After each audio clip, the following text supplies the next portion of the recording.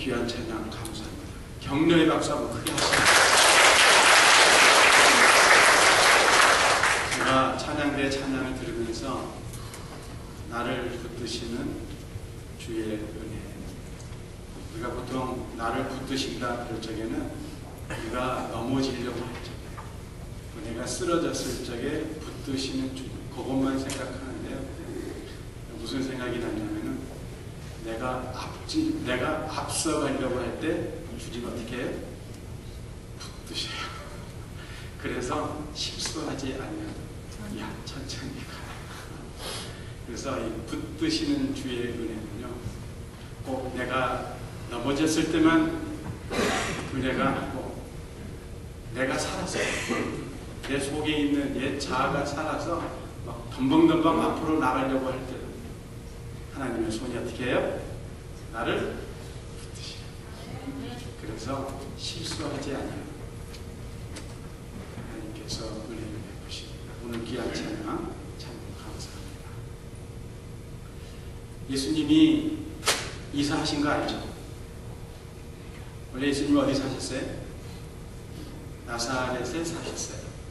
근데 나중에 어디로 옮기셨냐면은 가버나움으로 이사를 가십니다. 그래서 광야에서 마귀에게 시험 받으시고 말씀으로 이기셨죠. 그리고 성령 충만한 후에 어디로 가셨대요? 나사렛으로 가셨어요? 가버나움으로 가셨어요? 가버나움으로 가셨습니다. 그래서 가버나움에 가셔서 이제 회당에서 이제 사람들을 가르치시는데, 하루는 예수님께서 고향 나사렛을 찾아가십니다. 그래서 안식일을 맞이해서 늘 하시던 대로 회당에 가셨어요. 그 회당에서 하나님의 말씀을 읽어주시는데, 그날은 구약 이사야서에 있는 말씀을 모인 자들에게 들려주십니다. 무슨 말씀이니? 주의 성령이 내게 임하였으니 이는 가난한 자에게 복음을 전하게 하시려고 내게 기름을 부으시고 나를 보내사 포로된 자에게 자유를, 눈먼 자에게 다시 보게 함을 전파하며 눌린 자를 자유케 하고 주의 은혜의 해를 전파하게 하려 하십니다. 그러면은 주의 성령이 내게 임하셨으니 내게 기름을 부으시고 나를 보내사, 요 나는 누구겠어요? 그렇죠. 예수님을 얘기하고 계세요. 이사야서에 기록되어 있는 61장에 기록되어 있는 이 말씀에 나는 바로 예수님을 얘기하세요. 그래서 예수님께서 이 말씀을 다 읽으시고 난 다음에 그 나사렛 회당에 모여있는 사람들에게 뭐라고 말씀하시는 거 아니? 이 글이 오늘날 너희 귀에 응하였느니라.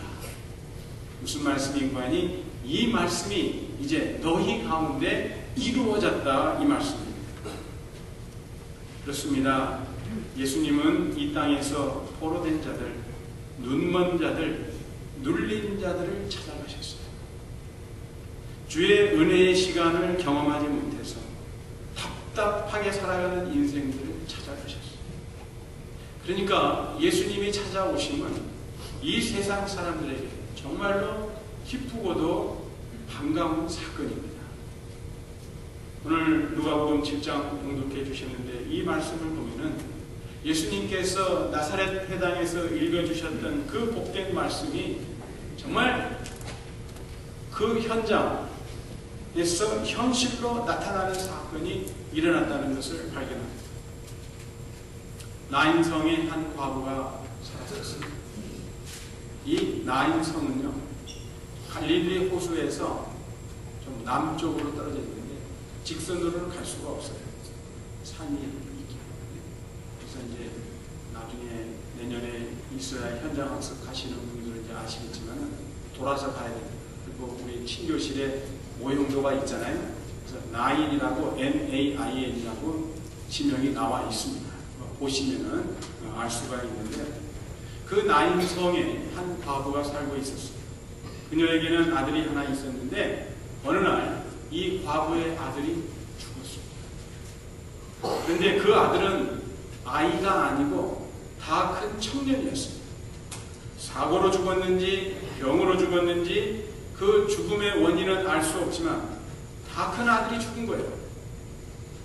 아부의 마음은 천길만길 낭떠러지로 곤두박질, 천지가 무너지는 순간이었어요. 사람들이 청년의 시체를 담은 관을 메고 장지를 향해서 성문 밖으로 나가요. 이 말씀 보니까 청년의 죽음을 슬퍼하면서 많은 사람들이 뒤따랐다 했거든요. 그것을 보면은 이 과부나 아들이 평소에 나인성에서 좋은 평판을 들으며 살았다는 것이 분명합니다. 이 장래 행렬과 함께 과부도 통곡하면서 뒤따라가지 않았겠어요? 그런데 이 성문을 통과하려고 하는데 장래 행렬을 가로막는 또 다른 행렬이 반대편에서 다가옵니다. 앞장서서 오는 분이 누구예요? 예수님. 그리고 제자들과 또한 수많은 무리가 예수님을 뒤따르고 있습니다. 예수님이 이렇게 보니까 관을 댄 사람이 앞장을 서고 많은 사람이 뒤따라옵니다. 그리고 장래 행렬을 만난 예수님의 귀에 사람의 애간장을 뿜는 여인의 곡성이 들려옵니다. 울부짖는 곡성과 슬픔에 휩싸인 그 여인을 보는 순간 예수님의 마음에 불쌍히 여기는 마음이 생겼습니다.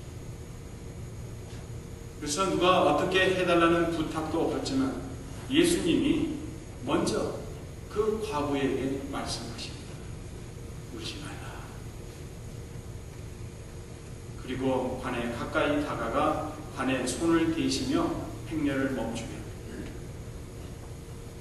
그리고서는 말씀하십니다. 청년, 내가 내게 말하노니 일어나라. 그러자 놀라운 일이 그 자리에 있던 사람들 눈앞에 일어났습니다. 죽었던 그 관 속에 있던 청년이 일어나서 앉아서 말합니다. 이제 일어나 앉아서 말도 하는 그 청년을 예수님이 그 어미에게 주십니다. 이 여인에게 하나님의 은혜가 임하는 순간이었어요. 근데 특별히 15절에 보면 죽었던 자가 일어났고 말도 하거니 예수께서 그를 어미에게 주신대 이렇게 말씀하셨어요. 과부에게 주신대 그렇게 하지 않냐. 그렇게도 할 수 있겠죠. 그런데 누가는 과부라는 말을 쓰지 아니하고 어미에게 주신대 그렇게 말씀하고 있습니다. 왜 그랬을까요? 죽을 때까지 어머니라는 소리를 다시는 듣지 못할 줄 알았는데 이 여인은 다시 어머니가 되었어요.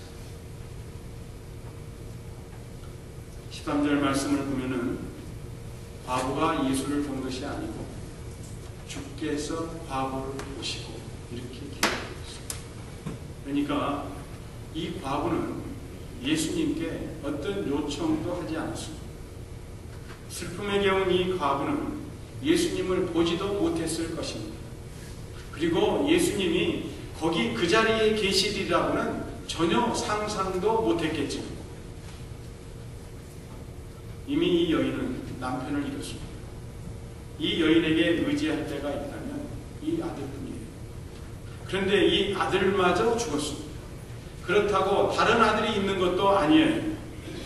이제 이 땅에 홀로 남은 이 과부의 앞날은 막막합니다. 그런데 다시 어머니가 된 거예요.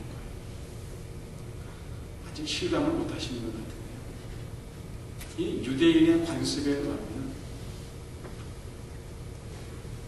아버지의 재산을 누구가 갖습니까? 자녀들이 갖습니다.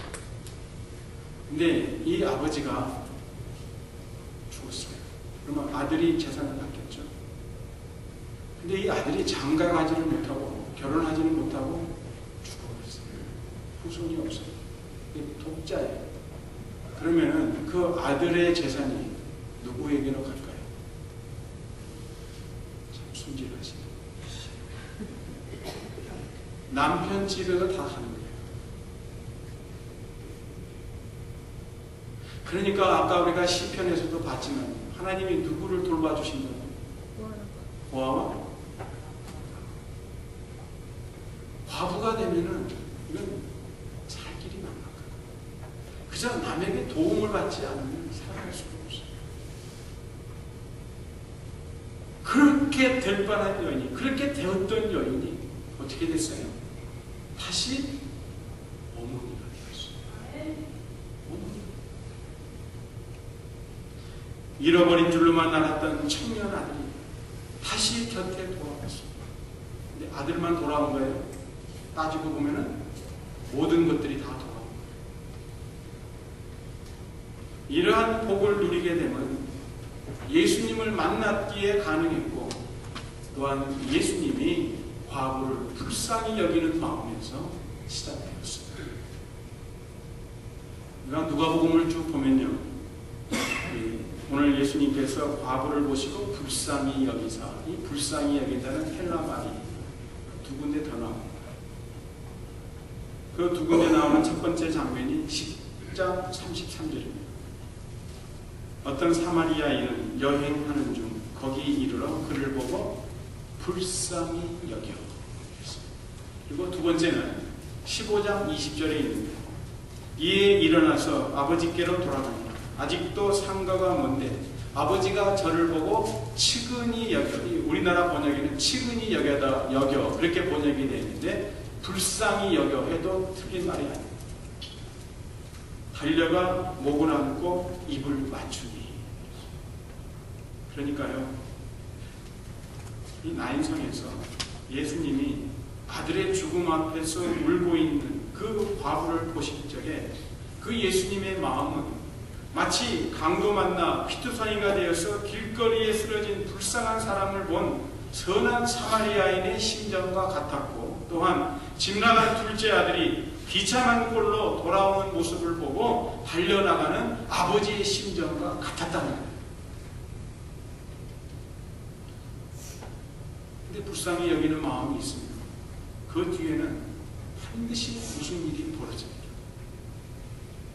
여행 중에 있던 이 착한 사마리아 사람이 길가리에 쓰러져 생명이 위태로워진 사람을, 그 사람이 누군지 전에 만난 적도 없어요. 전혀 알지 못한 사람이었지만 그저 불쌍히 여기는 마음에 가까이 가서 기름과 포도주를 그 상처에 붓고 싸매고, 그리고 자기 짐승에 태워서 주막으로 가서 그 사람을 돌보아 줍니다.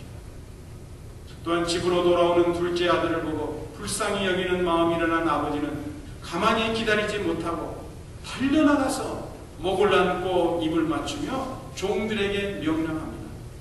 제일 좋은 옷을 내어다가 입히고 손에 가락지를 끼우고 발에 신을 신기라. 그리고 살찐 송아지를 끌어다가 잡으라. 우리가 먹고 즐기자. 선한 사마리아 사람의 마음, 아들을 기다리는 아버지의 마음이 바로 예수님의 마음이었어요. 그래서 예수님이 어떤 사람을 보고 불쌍히 여기는 마음이 일어나면 반드시 놀라운 일이 벌어져요. 그 예로 마가복음 8장 1절에 보면 이렇게 기록을 하고 있습니다. 그 즈음에 또 큰 무리가 있어 먹을 것이 없는지라. 예수께서 제자들을 불러 이르시되 내가 무리를 불쌍히 여기노라. 무리를 어떻게 여기신다고요? 불쌍히. 예수님께서 그들을 불쌍히 여기신다. 저희가 나와 함께 있은지 이미 사흘이네 먹을 것이 없도다. 만일 내가 저희를 굶겨 집으로 보내면 길에서 기진하리라. 그 중에는 멀리서도 온 사람이 있느니라. 여러분, 예수님이 우리 한 끼 굶는 거 염려하실까요? 안 하실까요? 모르시겠습니다. 예수님은 우리가 굶고 추위에 떨고 병에 걸려서 고생하는 거 염려하세요? 안 하세요? 하십니다. 그래서요, 예수님이 이들을 불쌍히 여기시니까 떡 7개를 가지고 남자만 4,000명, 여자까지 아이들까지 다 합치면 10,000명이 넘는지도 모르죠. 배불리 먹고 남은 조각이 7광줄이나 되는 놀라운 일이 이처럼 나인성 과부를 만난 예수님을 보면서 우리는 예수님이 어떠한 성품의 예수님인지, 예수님이 어떠한 분이신지 깨닫습니다. 과부의 마음이 너무 찢어졌어요. 도와달라는 말도 할 수 없는 상황이라 할지라도 예수님이 먼저 과부에게 다가오셔서 말씀하십니다. 울지 말라. 울지 말라. 이 같은 7장에 이 나인성 사건 바로 전에는 가버나움에서 있었던 사건이 기록이 되어 있습니다. 거기에는 로마 백부장의 하인이 병들었어요. 그래서 이 하인이 병들은 걸 보지 못한 좀 안타까운 마음에 이 백부장이 사람을 보내서 예수님에게 이 하인을 낫게 해달라고 부탁을 드립니다. 그래서요, 우리가 복음서를 쭉 보면은 아쉬운 사람이 먼저 예수님에게 나와서 부탁을 해요. 그렇죠? 병든 자들, 고생당한 자들, 이런 자들이 예수님께 찾아와서 고쳐주세요, 귀신을 쫓아주세요, 이렇게 부탁을 하지, 예수님이 먼저 찾아가서 뭐 이렇고 저렇고 하신 적이 별로 없어요. 근데 이 과부, 나인성 과부는 예수님이 먼저 말씀을 거시고 울지 말라. 그런데요, 이 과부의 흐르는 눈물과 터져나오는 곡성을 멈추게 해줄 어떤 조치를 해줄 능력이 예수님께 없다면은 이 말은, 울지 말라, 이 말은 헛된 위로의 말뿐입니다. 그런데 예수님은 울지 말라 이 말에 대해서 책임을 질 능력이 있는 분이에요. 예수님이 죽은 아들을 살려주셨어요. 다시는 손을 잡을 수 없을 줄 알았는데 그 아들이 살아서 어머니의 손을 잡는 거예요. 다시는 어머니라는 소리를 들을 수 없을 줄 알았는데 어머니하고 부르는 거예요.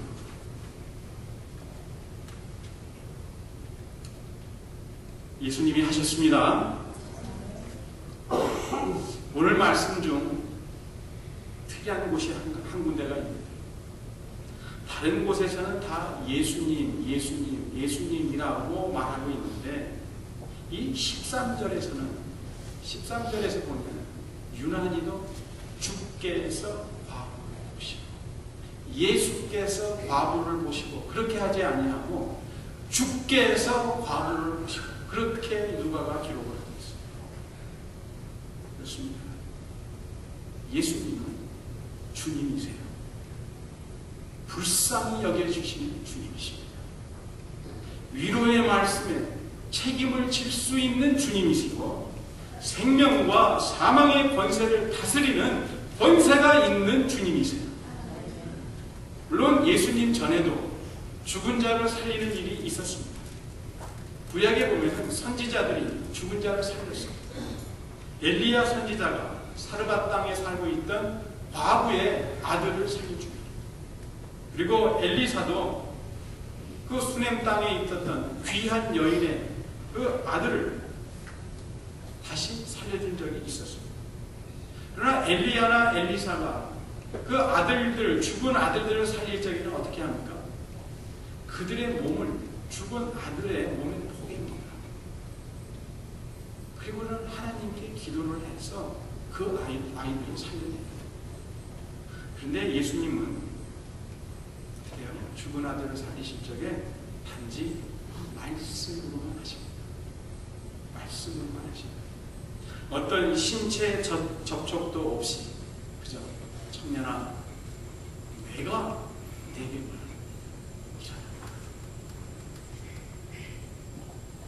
이처럼 생명을 회복시켜 주시는 주님 되시는 예수님은 오셔서 가난한 자에게 복음을, 즉 기쁜 소식을 전하셨고 포로된 자에게 자유를, 눈먼 자에게 다시 보게 함을 전파하며 눌린 자를 자유케 하고 주의 은혜의 해를 전파하셨습니다. 그 말씀이 그날 나인성 과부에게 임했던 것입니다. 더욱 놀라운 것은 이 말씀은 또한 오늘날 우리에게도 역사하시는 말씀이라는 거예요.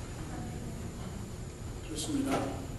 예수님은 단순히 선지자나 치유자의 차원이 아니라 모든 인생들이 기다리는 하나님의 약속하신 메시아, 그 주님이시다. 그래서 예수님은 오셔서 사람들에게 새로운 세상을 보여주시라.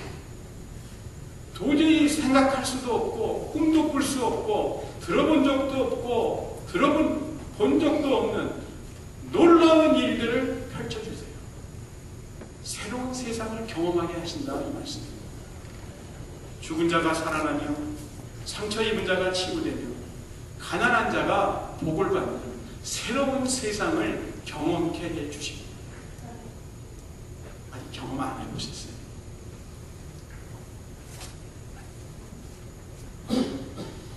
예수님이 불쌍히 여기는 자들에게는 놀라운 일이 일어납니다.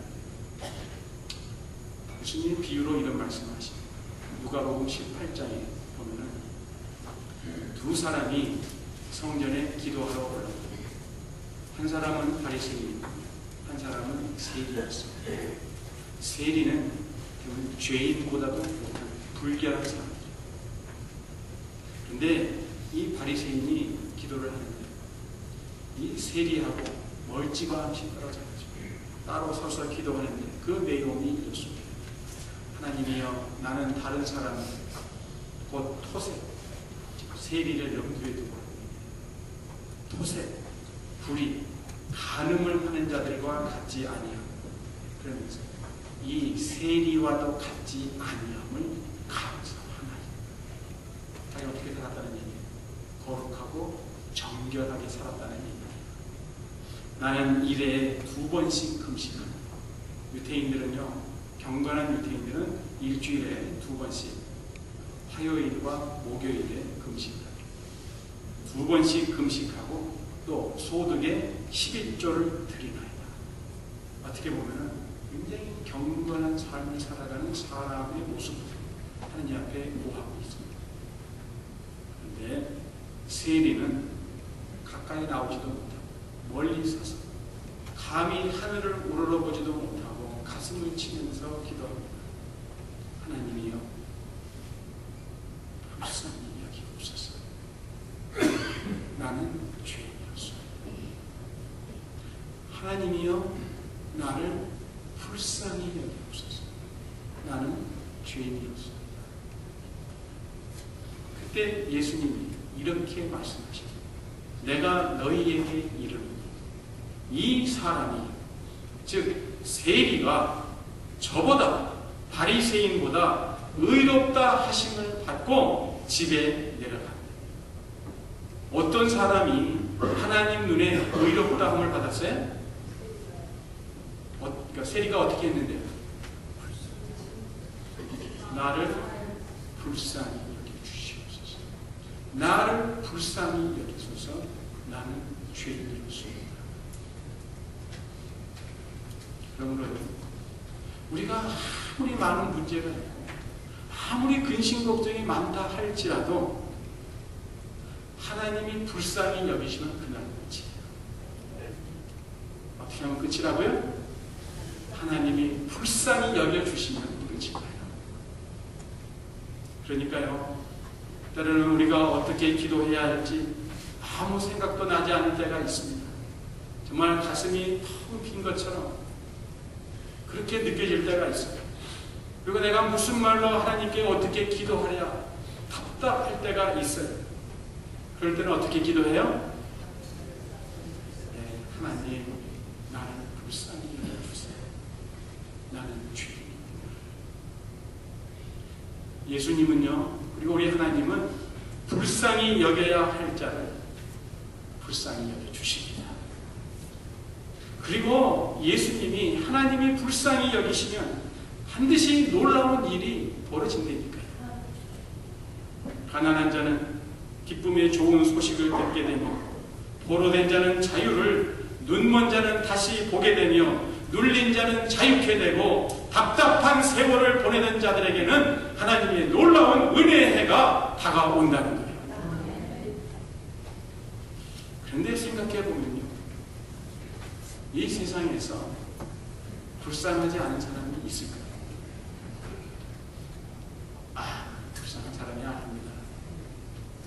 자신 있게 그렇게 말할 사람이 있겠냐 말이에요. 지금까지 살아오면서 많은 사람을 접해봤어요. 또 남들이 부러워할 만한 그런 사람들도 많이 접해봤어요. 그런데 사람들이요, 한꺼풀 벗겨보면 다 불쌍해요. 다 불쌍한 거. 겉으로는 강하고 세고 그렇게 보여도 한꺼풀 벗겨놓고 보면은 다 불쌍하죠. 그러기에 하나님은 모든 사람들에게 자비를 베푸시며 모든 사람을 위해 예수님이 이 땅에 오셨습니다. 아직도 자신이 불쌍한 사람이라는 생각이 들지 않는 분 계세요? 자신에게 솔직하세요. 예수님은 불쌍한 사람을 그냥 지나치지 아니하십니다. 삶의 문제로 또는 영적인 문제로 짓눌린 분들 계시면 이 시간 하나님께 구하세요. 하나님, 저를 불쌍히 여겨주세요. 우리 한번 해볼까요? 하나님, 저를 불쌍히 여겨주세요. 저는 죄인입니다. 겸손한 사람이 아니고서는 이런 말 할 수 없어요. 교만한 사람은 이 말 못해요. 겸손한 사람은 이 말 못해요. 우리는 이 세상에 일어나는 일들이 절대로 우연이라 생각하지 않고 모든 일에는 하나님의 섭리와 뜻이 담겨져 있다고 믿습니다. 그렇다면 우리에게 오늘 이 나인성의 사건에서 한 가지 질문이 나와요. 예수님이 이 과부를 만나시려고 하셨다면 왜 과부의 남편이 죽기 전에는 찾아오지 않으셨을까? 아니, 죽을 때는 왜 찾아오지 않으셨을까? 아니, 예수님이 이 과부의 아들이 죽기 전에는 왜 오실 수 없었을까? 좀 이 과부의 아들을 다시 살리실 계획이었다면 죽지 않게 놔두셨으면 더 좋지 않았을까 생각을 해요. 왜 하필이면 그 슬픔 다 겪고 외아들이 죽어 장사 지낼 때 예수님이 이 과부를 찾아오셨는가 했습니다.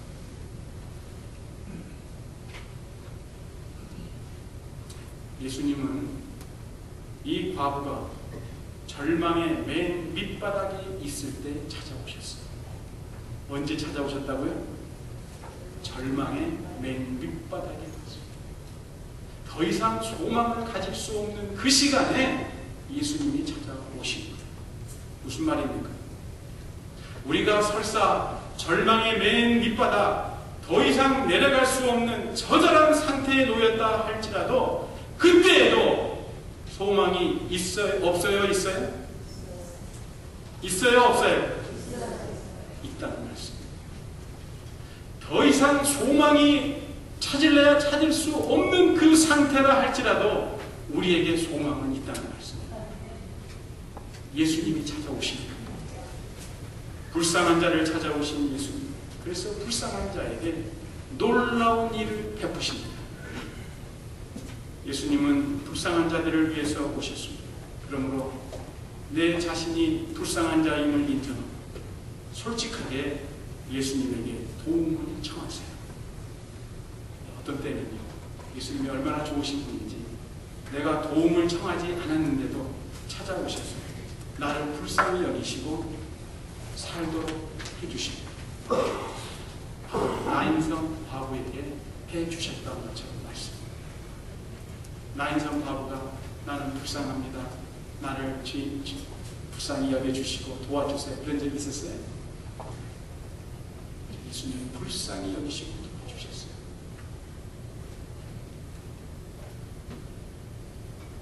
그러니까요, 우리가 예수님 앞에, 하나님 앞에 하는 말 할 것도 없어요, 사실. 하나님, 나는 불쌍히 여기소서.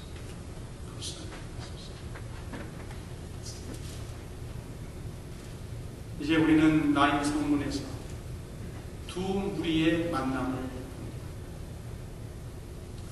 한 무리는 성문을 향해 들어가고자 하는 예수님을 따르는 무리들이고, 또 다른 무리는 성문 밖으로 나오는 장례 행렬입니다. 두 그룹 다 사람들이 많았어요. 보니까 제자와 허다한 무리가 예수님과 동행합니다. 또 그 성의 많은 사람도 그와 함께 나옵니다. 그런데 예수님을 따르는 무리는 생명 가운데 있는 무리들, 장례 행렬을 따르는 자들은 사망 가운데 있었던 무리들입니다. 그런데 결국은 사망이 생명에게 삼키운 바가 되었어요. 예수님 때문에 새로운 일이 벌어집니다. 경험해보지 못했던 새로운 세상의 일이 이 나인성 성문에서 모든 사람들 눈앞에서 벌어집니다.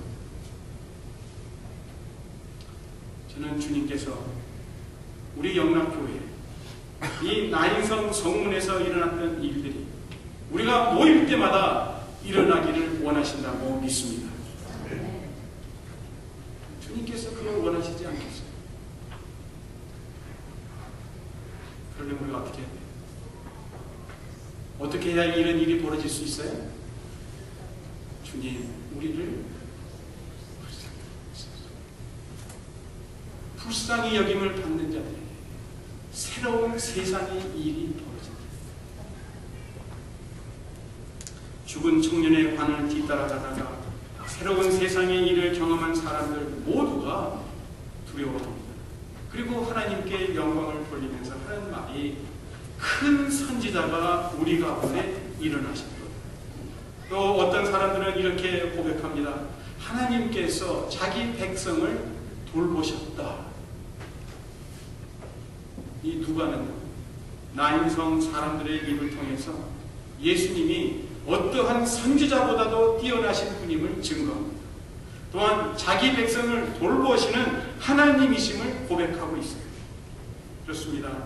예수님은 이전에 보내심을 받았던 어떤 선지자보다도 뛰어나신 큰 선지자시고 또한 자기 백성을 돌보시는 하나님이심을 증거하고 계십니다. 그렇게 하나님이 보내신 예수님이 보시고 불쌍히 여기시며 새로운 세상을 경험하며 새로운 생명을 누리게 됩니다. 예수님이 불쌍히 여기는 자들, 새로운 세상을 경험하며 새로운 생명을 누리는 자들입니다. 기도하겠습니다.